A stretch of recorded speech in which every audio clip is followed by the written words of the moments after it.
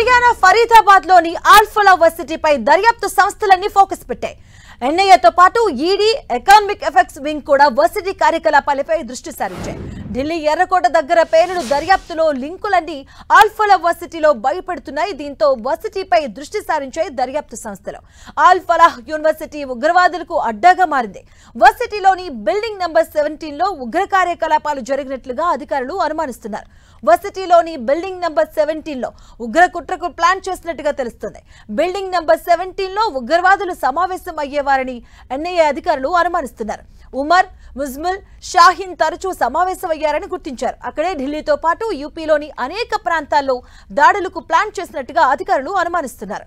ఇక ఢిల్లీ పేలుడుకు ప్రణాళిక వేసేందుకు ఆల్ ఫలాహ్ విశ్వవిద్యాలయం కేంద్రంగా మారింది. ఉగ్రవాద సంఘటనపై విశ్వవిద్యాలయంలో పనిచేస్తున్న 4 వైద్యులపై ఎన్ఐఏ దృష్టి సారించింది. వారికి పాకిస్తాన్ కు చెందిన ఉగ్రవాద సంస్థ జైషే మహమ్మద్ తో సంబంధం ఉందని భావిస్తున్నారు.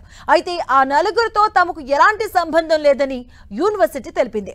ఇక వైట్ కాలర్ ఉగ్రవాద నెట్వర్క్ ఏర్పాట్లలో 2 మత గురువులు కీలక పాత్ర ఉన్నట్లుగా గుర్తించారు. కశ్మీర్ నుంచి ఫరీదాబాద్ దాకా విస్తృత స్థాయిలో నెట్వర్క్ ఏర్పాటు చేయడంలో ఈ 2 మత గురువులు కీలక పాత్ర పోషించినట్టుగా తెలుస్తుంది. జైషే మహమ్మద్ సహకారంతోనే మత గురువులు 2 టెర్రర్ మాడ్యూల్ను ఏర్పాటు చేసినట్టుగా తేల్చారు అధికారులు. 2 మత గురువుల్లో ఒకరు ఇఫ్రాన్ మహమ్మద్ వాగ్ కాగా ఆయనది కశ్మీర్లోని షోపియాన్ నందిగా ప్రాంతంగా గుర్తించారు. మత గురువు ఇఫ్రాన్ అహ్మద్ వాగ్ ప్రస్తుతం పోలీసుల అదుపులో ఉన్నాడు.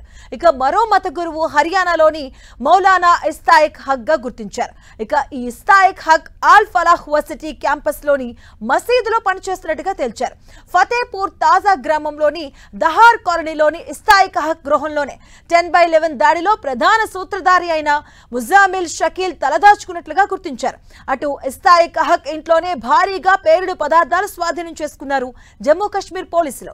దేశవ్యాప్తంగా 32 కార్లను ఉపయోగించి భారీ విధ్వంసం సృష్టించేందుకు ఉగ్ర డాక్టర్స్ ప్లాన్ చేసినట్టుగా తెలుస్తుంది.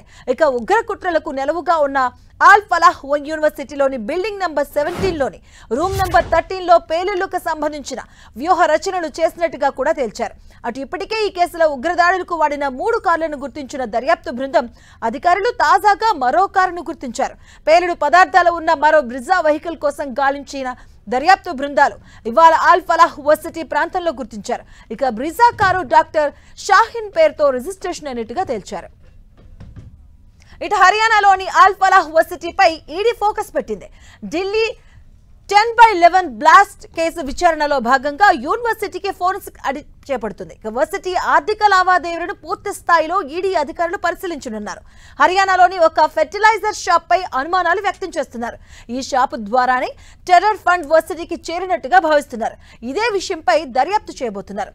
ఇతర నిఘా సంస్థలు కూడా టెర్రర్ ఫండింగ్ కోణంలో విచారణ చేపట్టబోతున్నట్టుగా సమాచారం. ఇక వర్సిటీ ఆర్థిక వ్యవహారాల్లో అనుమానాస్పద లావాదేవీలు ఏమైనా ఉన్నాయన్న అనుమానంతో ఈడీ అధికారులు సోదాలు నిర్వహిస్తున్నారు.